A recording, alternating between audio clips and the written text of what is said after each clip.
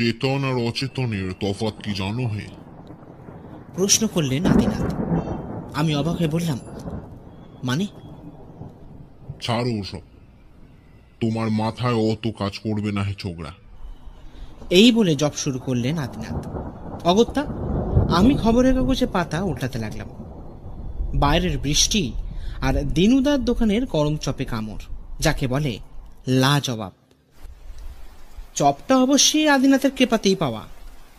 এই বর্ষার দিনে আদিনাথ চপ মুড়ি খেতে ভীষণ ভালোবাসেন, তাই আমি বৃষ্টি শুরু হবার আগেই নিয়ে চলে আসি। আর সত্যি বলতে কি, আদিনাথের বাড়িতে এলে এসব আবদার চলতেই থাকে। একা কতক্ষণ বসে থাকা যায়? তাই চেয়ার ছেড়ে উঠে আদিনাথকে ডাকতে যাব এমন সময় দরজায় টোকা পড়ল। আদিনাথ একবার চোখ খুলে আমার দিকে তাকালেন, তারপর চোখ বন্ধ করে নিলেন। আমি বুঝতে পারলাম নতুন কোনো যজমান এসেছেন আদিনাথের সঙ্গে দেখা করতে। আমি হন্তদন্ত হয়ে দরজা খুলতে চাই, যতই হোক বাইরে বৃষ্টি তো। আমি গিয়ে দরজা খুলতে দেখি এক মধ্যবয়স্ক ব্যক্তি ছাতা মাথায় দাঁড়িয়ে আছেন। তার পরনে প্যান্ট শার্ট, চোখে কালো ফ্রেমের চশমা আর মাথায় চুল ডান দিক দিকে শীতে করা। ভদ্রলোক আমাকে দেখে জিজ্ঞাসা করলেন, নমস্কার, এটা কি আদিনাথ বাবুর বাড়ি? আমি বললাম, হ্যাঁ, কিন্তু আপনি? আসলে আদিনাথ বাবুর সাথে আমার একটু দরকার ছিল, খুব বিপদে পড়ে।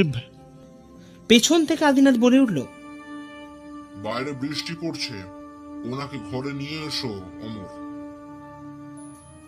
তাই আমি ওনাকে আদিনাথের কাছে নিয়ে আসি আর একটা চেয়ার এগিয়ে দিই ওনার বসার জন্য। ভদ্রলোক চেয়ার ধরে তাতে বসলেন। ওনার বসার কায়দা দেখে বোঝা যাচ্ছে ওনার পায়ে চোট লেগেছে। আদিনাথ এবার বলে উঠল, ভয়ের চোটে দৌড়ালে তো পায়ে লাগবেই বই কি। আমি তো অবাক। ভদ্রলোককে দেখলাম আদিনাথের দিকে হাঁ করে তাকিয়ে থাকতে। এবার আদিনাথ মুচকি হেসে বলল, ভাবছো জানলাম কি করে?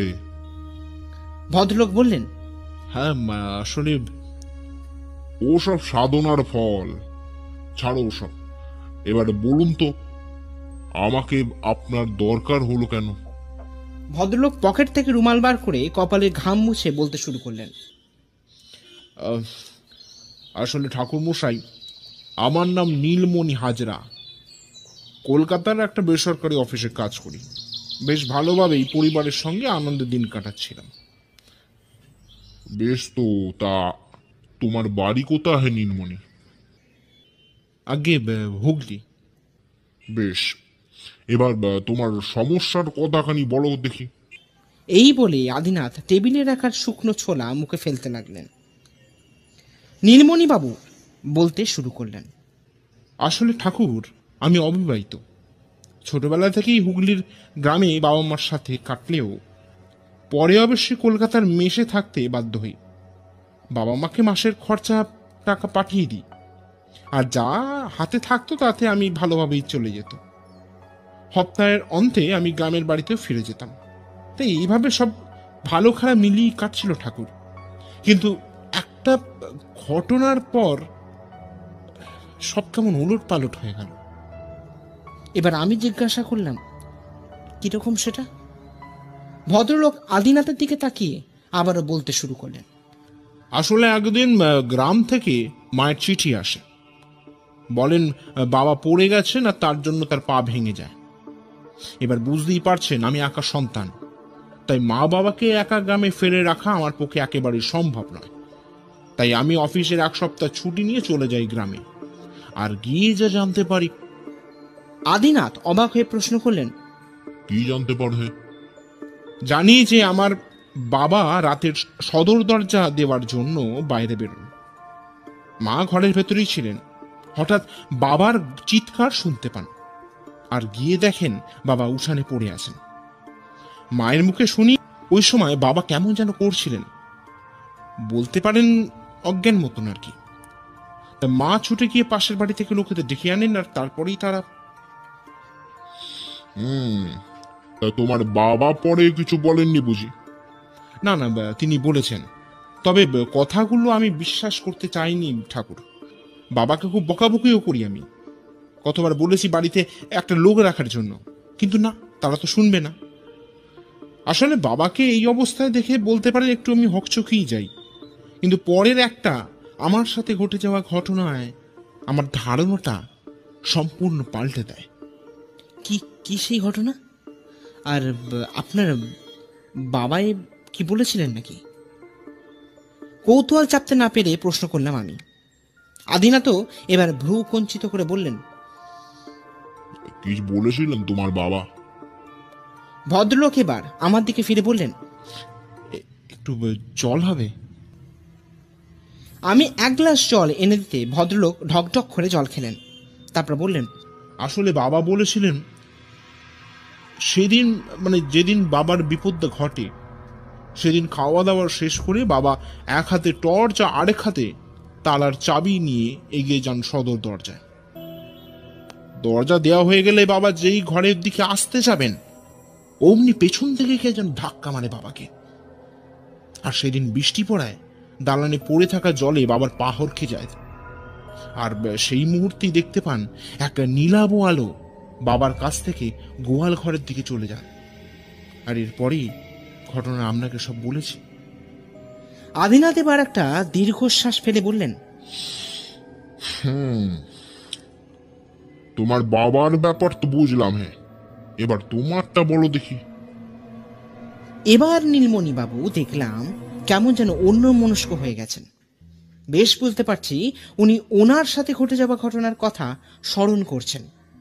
দেখলাম ভদ্রলোক গলগল করে ঘামছেন। আমি বললাম, নীলমণি বাবু, আপনার শরীর খারাপ লাগছে নাকি? আমার গলার আওয়াজের সার ফিরে পেয়ে ভদ্রলোক বললেন, হ্যাঁ, না না, আমি ঠিক আছি। এরপর কিছুক্ষণ চুপ থাকার পর ঘটনাটা বলতে শুরু করলেন। আসলে বাবার এই ঘটনা ঘটে যাওয়ার পর আমি দেশে চলে আসি। 3 দিন নিশ্চিন্তে বাবার সেবা করতে করতেই কেটে গেল। সব ঠিকঠাকই চলছিল। হঠাৎ সেই রাত্রি এই বলে হাত দিয়ে নিজের মুখটা ঢেকে ফেললেন নীলমণি বাবু। আদিনাথকে দেখলাম তার হাত দিয়ে নীলমণি বাবুর মাথায় হাত বুলিয়ে দিতে। তারপরে তিনি আবার বলতে শুরু করলেন, আসলে সেদিন সকাল থেকে খুব বৃষ্টি পড়ছিল ঠাকুর। আর গ্রামের দিকে বৃষ্টি মানে তো বুঝতেই পারছেন, একটা বিভীষিকা। সকাল থেকে মা তার হাড় ভাঙা খাটুনি খেটে আর বৃষ্টির চলে ভিজে জ্বর চলে আসে। আসলে আমাদের বাড়ির মাঝখানে উঠান, আর তার এক পাশে ঘর, আর অন্য পাশে রান্নাঘর, গোয়াল ঘর, আর আমাদের বলতে পারেন স্নান ঘর। আর বাড়ির পেছন দিকটা বাগান। বাগান না বলে ছোটখাটো জঙ্গল বললেই ভালো হয় ঠাকুর। তা লোকের অভাবে ওই দিকটা পরিষ্কার করা হয় না। এমত অবস্থায় আমি ঠিক করি সেদিন রাতের খাবারটা আমিই বানাবো। যেমন কথা তেমন কাজ। মেষ বাড়িতে থাকার দৌলতে রান্না বান্না করা মোটামুটি শিখে গেছিলাম। হয়তো খুব ভালো হয়তো পারতাম না, কিন্তু চালিয়ে নিয়ে যে রান্নাঘরে গিয়ে হ্যারিকেন জ্বালিয়ে গরম গরম আলুর তরকারি আর লুচি করতে থাকি।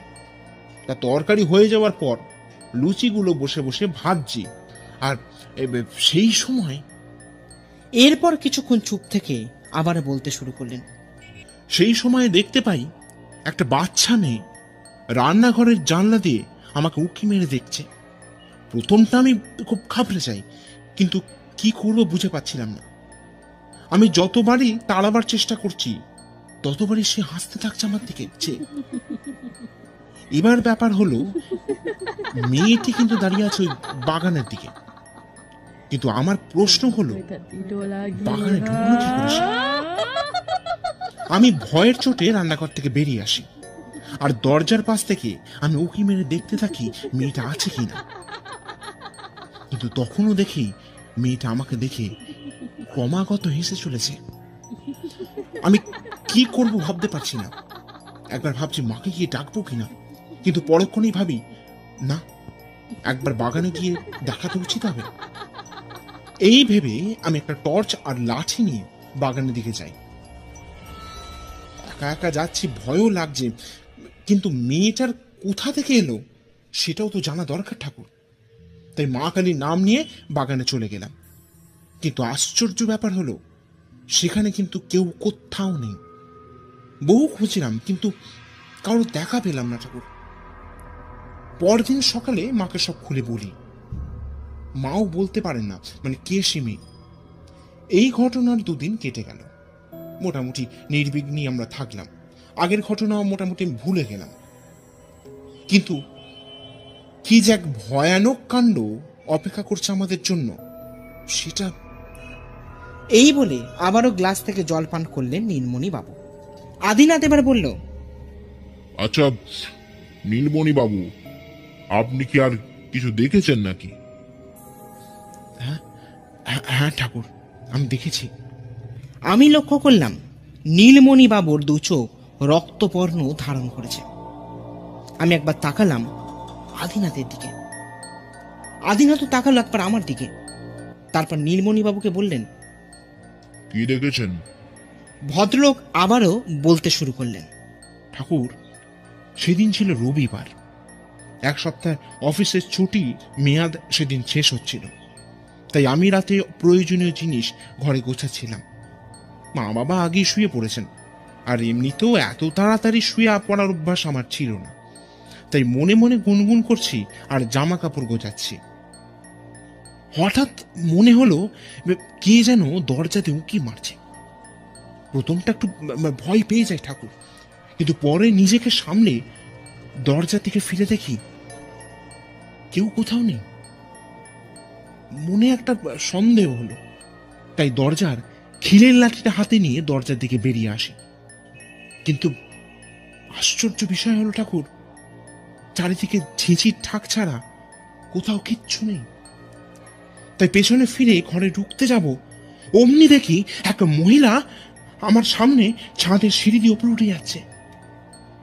তার চুল খোলা, লাল পেরের সাদা কাপড়, তার কপালে এত বড় একটা সিঁদুরের টিপ। আমি চমকে উঠি। কি করব সেই সময় বুঝতে পারছিলাম না, কারণ সেই ঘটনা দেখার ফলে আমার গোটা শরীর যেন সারাহীন নিস্তব্ধ হয়ে গেছে। সারা শরীরের ভেতর একটা বিদ্যুতের ঝলক খেলে যাচ্ছে ঠাকুর। এরপর আমার আর কিছু মনে নেই। সকালে মায়ের গলার আওয়াজে আমার ঘুমটা ভাঙে। উঠে দেখি দালানে মেঝেতে আমি শুয়ে আছি। এবার আপনি কিছু একটা করুন ঠাকুর, নালে এই দুর্বিষহ অবস্থায় মা বাবাকে ওখানে রেখে আসাটাও আমার পক্ষে সম্ভব হচ্ছে না। আপনি দয়া করে কিছু করুন ঠাকুর, কিছু করুন। মিনতির সুরে বললেন নীলমণি বাবু। আদিনাথকে দেখলাম চুপ করে ঘরে বসে থাকতে, কোনো কিছু উত্তরই দিচ্ছেন না। হলোটা কি ওর? আমি জিজ্ঞাসা করলাম, কি ব্যাপার আদিনাথ, কিছু তো বলুন। কিন্তু তাতেও কোনো সাড়া নেই। আদিনাথ আগের মতোই চুপ করে বসে আছেন। নীলমণিবাবু বললেন, ঠাকুর, আপনি কি সাহায্য করবেন না?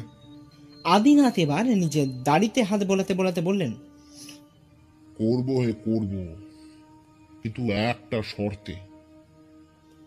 নীলমণিবাবু অবাক হয়ে বললেন, হ্যাঁ হ্যাঁ, বলুন না। আমাকে 2 দিন আপনাদের বাড়িতে থাকতে হবে, আর যা বলবো তা অক্ষরে অক্ষরে পালন করতে হবে, না হলে আমি কিচ্ছু করতে পারবো না। এবার বলুন, আপনি পারবেন না পারবেন না? না না ঠাকুর, আমি পারবো। আপনি কবে যাবেন বলুন? গত পরশু। আর হ্যাঁ, আমার সঙ্গে কিন্তু এই সাকৃতিও যাবে। ওসব নিয়ে আপনি কিছু ভাববেন না ঠাকুর। আপনি যা চাইছেন তাই হবে। আপনি যে আমার বাড়িতে আপনার পদধূলি ফেলছেন সেটাই সব থেকে বড় কথা। আজ সকাল থেকে আকাশের মুখ হাসি খুশি হলো, আদিনাথের মুখ কিন্তু বেশ গম্ভীর। আর সব থেকে বড় কথা হলো, কাল নীলমণিবাবুর বলে যাওয়ার কথাগুলো মানে কি দাঁড়ায় তা জিজ্ঞাসা করাতেও আদিনাথ প্রশ্নের উত্তর দেননি। কিন্তু আজ আর পারা যাচ্ছে না, তাই লজ্জার মাথা খেয়ে জিজ্ঞাসা করলাম, আচ্ছা আদিনাথ, আপনাকে তো এত চিন্তিত দেখাচ্ছে কেন? এর আগে তো কোনোদিন এইভাবে দেখাতো না। প্রথমে আদিনাথ কোনো উত্তর দেননি, আকাশের দিকে মুখ করে তাকিয়ে আছেন। আমি আবারও প্রশ্ন করলাম, তবে একটু জোর দিয়ে। আদিনাথ, আদিনাথ, বলছি আপনি ঠিক আছেন? হঠাৎ ভূত দেখার মতন আদিনাথ আমার দিকে চেয়ে তারপর বললেন, হ্যাঁ, কিছু বলছো নাকি অমর? আমি বললাম, আপনি ঠিক আছেন তো? এবার আদিনাথ আবারও দাড়িতে হাত বোলাতে বোলাতে বললেন, অমর, ব্যাপারটা যতটা কাল নীলমণি বাবুর মুখে শোনাছি, তাতে ব্যাপারটা সোজা লাগলো না ভায়া। কেন আদিনাথ? আসলে কাল রাতে ধ্যানের সময় একটা দৃশ্য দেখতে পাই, তবে দৃশ্যটা যে খুব একটা ভালো কিছু না অমর। আমি অবাক হয়ে বললাম, আমাকে বলা যেতে পারে নাকি আদিনাথ? হ্যাঁ, কেন বলা যাবে না? এই বলে কিছুক্ষণ চুপ থেকে আদিনাথ তারপর একটা দীর্ঘশ্বাস ফেলে বললেন, মায়ের রোষের মুখে পড়েছে হাজরা পরিবার, মা ওদের ছাড়বে না। হে, আমি বললাম, এসব কি বলছেন আদিনাথ? আর তাছাড়া ভগবান কি মানুষের ক্ষতি করে নাকি? করে করে অমর করে, তবে মুশকিল হলো কারণটা জানতে পারিনি। হ্যাঁ, ওটা ওখানে না গেলে বলা যাবে না। তা আমাদের ট্রেন কটায় অমর? সন্ধ্যে 7টা। বেশ, সব গোছগাছ করে নাও। এই বলে আদিনাথ ভেতরে ঘরের দিকে চলে গেলেন। সন্ধ্যে 7টায় ট্রেন ধরে আমি আর আদিনাথ নীলমণি বাবুর বাড়ি পৌঁছাতে সময় লাগলো রাত 10টা। গ্রামের দিকে বাড়ি হওয়ায় গ্রাম একেবারে নিশ্চুপ। যখন নীলমণি বাবুর বাড়ির সামনে যাই, দেখি নীলমণি বাবু লণ্ঠন হাতে দরজা গোড়ায় দাঁড়িয়ে আছেন। আমাদের দেখে তিনি বলে উঠলেন, আপনাদের আসতে খুব একটা কষ্ট হয়নি তো ঠাকুর? আদিনাথ কর্কশ গলায় বলে উঠলেন, অত ভেবে কাজ নেই এ ছোকরা, আগে দেখি আমি কি করতে পারি। এরপর আদিনাথ যেটা বলেন সেটা শুনে আমি তো থ। বাগানটা কি পেছনের দিকে? হিয়ে নীলমণি বাবু অবাক হয়ে উত্তর দেন, হ্যাঁ হ্যাঁ ঠাকুর। বেশ, একবার লণ্ঠন হাতে নিয়ে চলুন তো। নীলমণি বাবু অবাক হয়ে বলেন, এই তো এলেন ঠাকুর, এখন তো বাড়িতেই ঢুকলেন না, আগে একটু বিশ্রাম নিন, তারপর না যা হবে। আদিনাথ এবার গম্ভীর সুরে বললেন, বর্ষার সময় নেই হে নীলমণি, আর বেশি দেরি করলে বিপদ অনেক বেড়ে যাবে। আর কাল অমাবস্যা, আমাকে যা করার কালকেই করতে হবে, তাই আজ সবকিছু দেখে নেওয়াটাই ভালো। তারপর আমার দিকে ফিরে আদিনাথ বললেন, অমর, তুমি কি যাবে নাকি আমাদের সাথে? আমি থতমত খেয়ে বললাম, হ্যাঁ হ্যাঁ, আমিও যাব। অবশেষে আমাদের সঙ্গে আনা একটা কাপড়ের ব্যাগ নীলমণি বাবুর বাড়িতে রেখে আমরা রওনা দিলাম। বাগানটা নীলমণি বাবুর বাড়ির ঠিক পেছনের দিকে, আর ওদিকটায় তেমন জনবসতি নেই বললেই চলে। চারিদিকে প্রচণ্ড অন্ধকার। নীলমণি বাবু আমাদের সামনে সামনে টর্চের আলো ফেলতে ফেলতে চলেছেন। আদিনাথকে দেখলাম কি যেন একটা মন্ত্র আওড়াতে আওড়াতে চলেছেন। তীব্র ঝিঝি পোকার ডাক আর এই অন্ধকার গোটা গ্রামটাকে বৃত্তপুরীর মতন তৈরি করেছে। রাস্তা বাঁচিয়ে নিজেদের সামলে আমরা যখন বাগানে পৌঁছালাম, তখন আদিনাথ বলে উঠলেন, আপনারা এইখানে দাঁড়ান, আমি ওইখানে ওই ঢিবির ওপর গিয়ে বসবো। তবে একটা কথা বলি, মনে রাখবেন, আমি আপনাদের চারিদিকে গন্ডি কেটে দিয়ে যাব, আর ভুল করেও তার বাইরে কিন্তু বেরোবেন না। যাই দেখুন আর যতই ভয় পান, ভুল করেও কিন্তু ওই গন্ডির ভেতরেই থাকা চাই। এই বলে আদিনাথ আমাদের চারিদিকে এক অদৃশ্য গণ্ডি কেটে দিয়ে বসলেন ওই মাটির ঢিপির ওপর। আমি আর নীলমণি বাবু হাঁ করে তাকিয়ে থাকলাম তার দিকে। আদিনাথ কখন যে কি করেন সেটা বোঝা বড় দায়। অবশেষে আমরা ওই গণ্ডির ভেতরে বসে পড়ি আর অপেক্ষা করতে থাকি আদিনাথের ওঠার। বসে বসে যে কতক্ষণ হয়ে গেছে কে জানে, পায়ে যন্ত্রণা শুরু হয়ে গেছে, কিন্তু আদিনাথের নিষেধ অমান্য করি কিভাবে? নীলমণি বাবুকে দেখলাম আদিনাথের দিকে এক দৃষ্টে তাকিয়ে আছেন। মাত্র হাত 4 দূরে আদিনাথ থাকলেও এই নিবিড় অন্ধকারে সবকিছুই যেন ঝাপসা লাগে।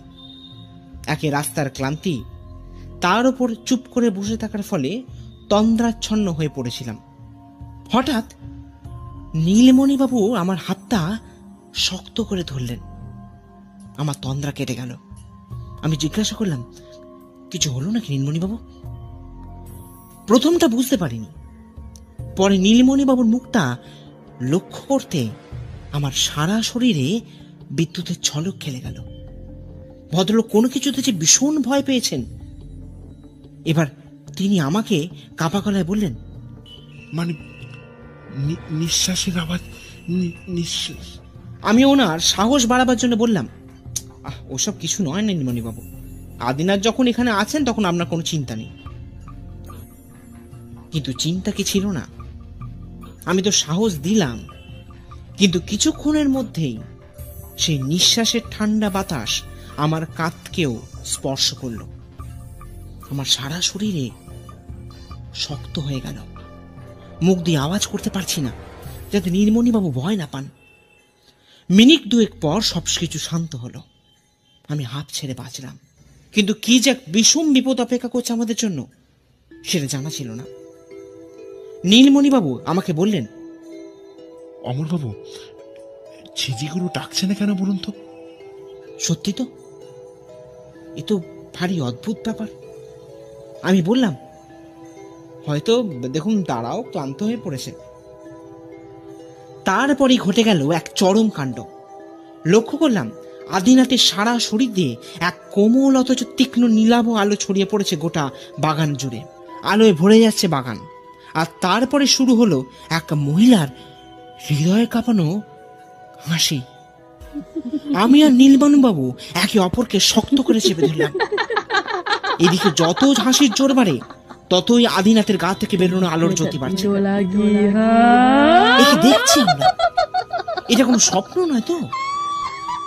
নীলমণিবাবু অজ্ঞান হয়ে ঢলে পড়লেন আমার কাঁধে। এবার লক্ষ্য করলাম একটা বাচ্চা মেয়ে দাঁড়িয়ে আছে আদিনাথের সামনে, আর তাকিয়ে আছে তার দিকে। সে কি বিভৎস তাকানি! এরপরেই সে তাকায় আমার দিকে। আমি পাথরের মূর্তির মতন চেয়ে আছি তার দিকে। হঠাৎ চোখের পলকে মেয়েটা চলে আসে আমার সামনে। আমি দেখছি সবকিছু, কিন্তু সারা শরীর অবশ হয়ে পড়েছে। পালিয়ে যে চলে যাব তার কোনো পথ নেই। আর এই অন্ধকারে পালাবই বা কোথায়? আস্তে আস্তে মেয়েটি হাত বাড়াতে বাড়াতে আমার দিকে এগিয়ে এলো। এরপর আমার আর কিছু মনে নেই। ঘুম ভাঙলো আদিনাথের গলার আওয়াজে। ওটো হে, কতক্ষণ ঘুমাবে এখানে? চোখ খুলতে দেখি আমি শুয়ে আছি নীলমণিবাবুর বাড়ির বিছানায়। আমি এবার আদিনাথকে জিজ্ঞাসা করলাম, হ্যাঁ আচ্ছা আদিনাথ, কাল রাতে? আদিনাথ আমার কথা থামিয়ে বললেন, এখন ও সব কথা নয় হে, কাল তো দুজনেই ভিমড়ি খেলে। অগত্যা আমাকে লোক ডেকে তোমাদের এখানে নিয়ে আসতে হয়। এখন চলো দেখি নীলমণিবাবুর ঘুম ভাঙলো কিনা দেখি। অনেক কাজ পড়ে আছে ভাই আজ। এই বলে আদিনাথ ঘরের বাইরে বেরিয়ে গেলেন। আমি মুখ ধুয়ে ঘর থেকে বেরিয়ে দেখি উঠানে আদিনাথ, নীলমণিবাবু এবং ওনার মা একসঙ্গে বসে আছেন। আমি কি আদিনাথের পাশে গিয়ে বসতে আদিনাথ বলে, এই যে অমর, চলে এসেছো, এবার একটা কথাটা সেরে ফেলি। নীলমণিবাবু জিজ্ঞাসা করলেন, ঠাকুর, কি সব হচ্ছে কিছুই তো বুঝতে পারছি না। আদিনাথ সামান্য মুচকি এসে বললেন, পারবেন পারবেন, আগে বলুন তো, আপনারা কি মা কালী কোনোদিন পুজো করেছেন নাকি? নীলমণিবাবু বললেন, না, তবে শুনেছি বহুকাল আগে এ বাড়িতে কালী পুজো হতো, তবে সেটা আমার দেখার সৌভাগ্য হয়নি ঠাকুর। বেশ, সেই পুজোটাই আজ রাতে করতে হবে নীলমণি। মানে? মানে কালকের ঘটনার পর বুঝতেই পেরেছেন যে আপনাদের ওপর কত বড় একটা বিপদ তাকিয়ে বসে আছে। খালি মা কালীর আশীর্বাদে আপনারা এখনো বেঁচে আছেন। এখন এই যজ্ঞ না করলে বিপদ কেউ আটকাতে পারবে না, আর আপনাদের জীবন সংশয় যে কোনো সময় হতে পারে। না না ঠাকুর, আপনি যেটা ভালো বোঝেন সেটাই করুন, আর যা যা আপনার প্রয়োজন বলবেন, আমি এনে দেব। বেশ, তবে আজ রাতের জন্য প্রস্তুত হন আপনারা। আদিনাথ যজ্ঞকুণ্ডের সামনে বসে পূজা শুরু করেছেন। আর আমি আর নীলমণি বাবু যজ্ঞকুণ্ড ঘিরে বসে আছি। আদিনাথ যজ্ঞ শুরু করার আগে বলে দেন, ভুল করেও কেউ আসন ছেড়ে আজ পালাবেন না। মনে রাখবেন, একটা ভুল পদক্ষেপ আপনাদের জীবন নিয়ে নিতে পারে। যাই হয়ে যাক, আসন ছেড়ে উঠবেন না যতক্ষণ আমি উঠতে না বলি। নীলমণি বাবুর বাবা মা আজ নীলমণি বাবুর পাশের আত্মীয়ের বাড়িতে রেখে আসা হয়। আমি আজ মন শক্ত করে বসে আছি। আমি জানি যে আজ কি ভয়ঙ্কর কিছু ঘটবে সেটার বলে দিতে হয় না, আর সেটার প্রস্তুতি নীলমণি বাবুর কিন্তু একেবারেই নেই। যজ্ঞ শুরু হয়েছে মিনিট 15 হলো, এখনো তেমন কিছুই ঘটেনি। আমি একবার আদিনাথের দিকে তাকাচ্ছি, একবার নীলমণি বাবুর দিকে, আর একবার বাড়ির চারধারটা। এই উঠোনের মাঝে যজ্ঞ হওয়ায় চারিদিকে আলোতে জ্বলজ্বল করছে। এইসব ভাবছি, হঠাৎ কোথা থেকে একটা কালো ছাগল নীলমণিবাবুর বাড়ির সদর দরজা দিয়ে ঢুকে এলো নীলমণিবাবুর দিকে। আদিনাথকে দেখলাম এক মনে পুজো করে যেতে। নীলমণিবাবু দুবার হাট করলেও দেখি সে এগিয়ে আসে আদিনাথের পাশে থাকা পূজার সামগ্রীর দিকে। সেখানে রাখা ধুনি কুড়োগুলো জিভ দিয়ে চেটে চেটে খেতে থাকে সে। কি অদ্ভুত ব্যাপার! আমি ভালোই বুঝতে পারছি এই ঘটনা কোনো সাধারণ ঘটনা একেবারেই নয়। তারপর ছাগলটি এগিয়ে যায় নীলমণি বাবুর দিকে। আদিনাথ বলে ওঠেন, একদম ভুল করে উঠবেন না নীলমণি বাবু, চুপ করে বসে থাকুন ওখানে। নীলমণি বাবুকে দেখলাম আসন চেপে ধরে বসে থাকতে। এরপর অবশ্য তেমন কিছুই হয়নি। ছাগলটা আবারও সদর দরজা দিয়ে বেরিয়ে যায়। এইদিকে আদিনাথ নীলমণি বাবুর দিকে চেয়ে বলেন, ভয় পাবেন না, এখনো আরো ভয়ের জিনিস দেখার বাকি আছে আপনাদের। এই বলে এক থালা কাটা ফল তুলে দিলেন নীলমণি বাবুর হাতে, আর তার সঙ্গে দিলেন একটা শীষের টুকরো। এরপর বললেন, নীলমণি, আপনি এই থালাটা বাগানে রেখে আসুন। আর একটা কথা মনে রাখবেন, ভুলেও পেছনের দিকে ফিরে কিন্তু তাকাবেন না। আর এই সীসাটা কাজ ছাড়া করবেন না। আর হ্যাঁ, থালা নামিয়ে রাখার পর সিঁড়ে আমার কাছে চলে আসবেন। পেছন ফিরে একদম তাকাবেন না। এরপর আমার দিকে ফিরে বলেন, ওহে অমর, তুমি ওনার সঙ্গে যাবে নাকি হে? তবে একটু দূরে দূরে থেকো, বুঝলে? আমিও বাদ্য শিশুর মতো নীলমণি বাবুর পেছন পেছন চলতে থাকি। সব ঠিকঠাকই ছিল, কিন্তু বাগানে ঢোকার পরেই সবকিছু পাল্টে গেল। লক্ষ্য করলাম নীলমণি বাবুর পেছন পেছন যেন একটা কালো ছায়া এগিয়ে চলেছে। আমি আর ভয় এগোতে পারলাম না। আমার পা দুটো যেন পাথরের মতন শক্ত হয়ে গেল। দুর্বার নীলমণিবাবুর নাম ধরে ডাকার চেষ্টা করলাম বটে, কিন্তু পারলাম না। এবার যেটা লক্ষ্য করলাম সেটার বৈজ্ঞানিক ব্যাখ্যা দেওয়ার মতন ক্ষমতা আমার নেই। দেখলাম নীলমণিবাবুর হাতের থালায় থাকা ফলগুলো আস্তে আস্তে কমতে শুরু করেছে। আমি কি চোখে ভুল দেখছি নাকি? দুবার চোখটাকে ভালো করে পরিষ্কার করলাম, কিন্তু না, সত্যি এটা ঘটছে। এখন নীলমণিবাবু আমার থেকে 10 হাত দূরে ওই ঢিপির ওপর থালাটা রেখে আমার দিকে চলে এলেন। তারপর আমার হাতটা ধরে একটা হ্যাঁচকা টান দিয়ে ওখান থেকে বের করে আদিনাথের কাছে নিয়ে এলেন। আমি আদিনাথের পাশে বসে ঘটে যাওয়া ঘটনার কথা বলতে যাব, দেখি আদিনাথ হাত দেখিয়ে নিষেধ করে দিচ্ছে। তাই আমি চুপ করে আসনের উপর বসি। আর 1 ঘন্টা নির্বিঘ্নে যজ্ঞের পর আদিনাথ নীলমণিবাবুকে বললেন, নীলমণি, আপনি এবার প্রস্তুত হন, সময় এসে গেছে। নীলমণিবাবু অবাক হয়ে বললেন, কিসের সময় ঠাকুর? মা যজ্ঞের পূজায় তুষ্ট হয়েছেন নীলমণি। এবার এই দুধখানা এই যজ্ঞে নিজের মনের কামনা বলে অর্পণ করুন নীলমণি। এই বলে এক বাটি গরুর দুধ তুলে দিলেন নীলমণিবাবুর হাতে। নীলমণিবাবু আসনে দাঁড়িয়ে যেই দুধটাকে আগুনে ঢালতে যাবেন, আদিনাথ তার হাতটা ধরে নিয়ে বললেন, এখন যেটা দেখবেন সেটা 1000 পূর্ণ করেও দেখতে পাবেন না কোনোদিন। মনে রাখবেন, প্রবৃত্তি মোড়া মনের বাসনা দিয়ে দুগ্ধ অর্পণ করলে তার ফল হবে প্রাণনাশী। তাই যাই করুন, আপনাদের গৃহদেবতা মা কালীর নাম স্মরণ করে ওই দুধখানা যজ্ঞের আগুনে ঢেলে দিন। নীলমণিবাবুকে দেখলাম চোখ বুঝলেন, তারপর দুধটা ঢেলে দিলেন যজ্ঞের আগুনে। অমনি যেটা ঘটল তাকে শব্দে প্রকাশ করা যাবে না। দেখলাম যজ্ঞ কুণ্ড থেকে একটা সাদা ধোঁয়া চড়িয়ে পড়লো গোটা দালানে, তারপর গোটা বাড়িটাকে ঘিরে ফেললো সেই সাদা ধোঁয়াটা। নীলমণিবাবু আদিনাথকে বলে উঠলেন, এটা কি হচ্ছে ঠাকুর? ভয় পাবেন না নীলমণি বাবু, মা স্বয়ং এসেছেন যজ্ঞের ধোঁয়া হয়ে আপনাকে বিপদ মুক্ত করতে। মাকে করজোড়ে প্রণাম করুন নীলমণি। এই বলে আদিনাথ করজোড়ে প্রণাম করলো, আর তার দেখা দেখি আমরা। এরপর সেই ধোঁয়াটা দেখলাম আস্তে আস্তে আকাশে মিলিয়ে গেল। তবে এ কি? এই যে মা কালীর মাথার মুকুট, নিজের চোখকে বিশ্বাস করতে পারছি না। এই যে স্বয়ং মা এসেছেন। আদিনাথ তাহলে ঠিক কথাই বলেছিল। নীলমণি বাবুকে দেখালাম ধোঁয়ার দিকে তাকিয়ে অবাক হয়ে তাকিয়ে আছেন। আমরা এবার সবাই সাষ্টাঙ্গে প্রণাম করলাম।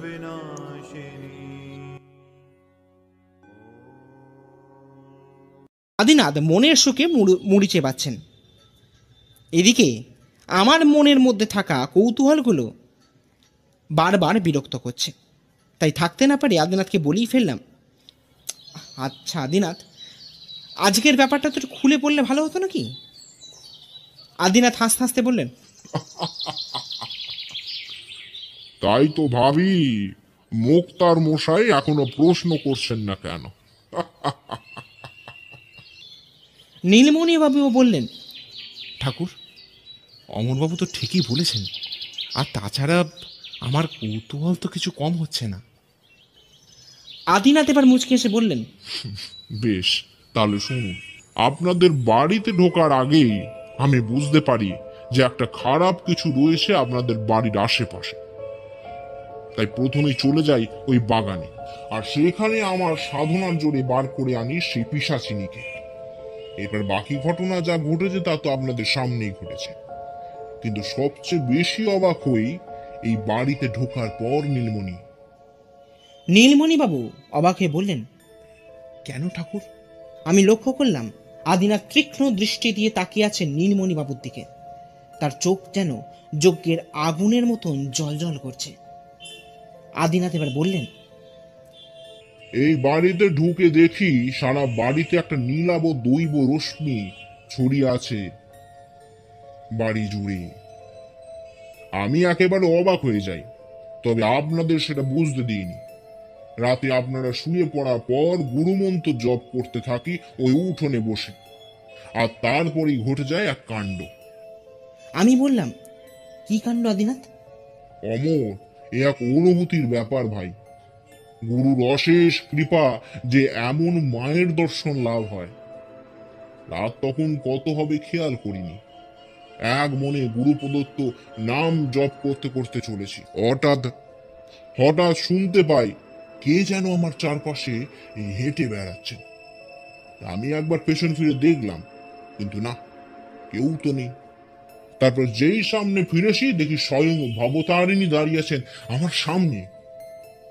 তেনাকে প্রণাম করার পর আমি জিজ্ঞাসা করি, আপনাদের বাড়ির সঙ্গে এরকম হওয়ার কারণ কি? তাতে মা বলেন এক মেয়ে আত্মহত্যার কথা। কি নীলমণি বাবু, ঠিক বলছি তো? নীলমণি বাবু অবাক হয়ে বললেন, হ্যাঁ করেছিল, কিন্তু সে তো বহুদিন আগে ঠাকুর। হ্যাঁ, আপনি ঠিকই বলেছেন নীলমণি। কোন এক অসাধু তান্ত্রিক সেখানে সাধনা করে আবারও জাগিয়ে তোলে সেই মেয়ের অতৃপ্ত আত্মাকে, আর তারই শিকার হন আপনারা। তবে একটা জিনিস, কি জিনিস ঠাকুর? আপনাদের ক্রমাগত রক্ষা করছিলেন স্বয়ং মা, তবে নিয়মিত পূজার অভাবে তিনি সম্পূর্ণ শক্তি নিয়ে আপনাদের বাঁচাতে পারছিলেন না। তাই আমাকে যজ্ঞ করার আদেশ দেন। আর হ্যাঁ, এই পুজো যাতে নিয়মিত চলে সেই ব্যবস্থাও করতে পারেন। এবার নীলমণি, আপনারা করবেন তো? অবশ্যই করব ঠাকুর, আজকে আমি মায়ের মূর্তির বায়না দিচ্ছি। এরপর আমরা সেদিন দুপুরে খাওয়া দাওয়া শেষ করে বাড়ি ফিরে আসি। আমি প্রশ্ন করি, আচ্ছা আদিনাথ, সব তো বললেন, তবে ওই সাধকের খোঁজ তো পেলাম না। আদিনাথ মুচকি হেসে বললেন, আসলে নীলমণি বাবুর বাবাই হলেন সেই অসাধু তান্ত্রিক। মানে? আমি একেবারে অবাক হয়ে আবারও বললাম, তাহলে তিনি তো আবারও সেই একই কর্মে লিপ্ত হতে পারেন। না অমর, দেবী আমাকে বলেছেন নীলমণি বাবুর বাবা আস্তে আস্তে সব ভুলে যাবেন। এরপর খালি সময়ের অপেক্ষায়। আহ আহ আহ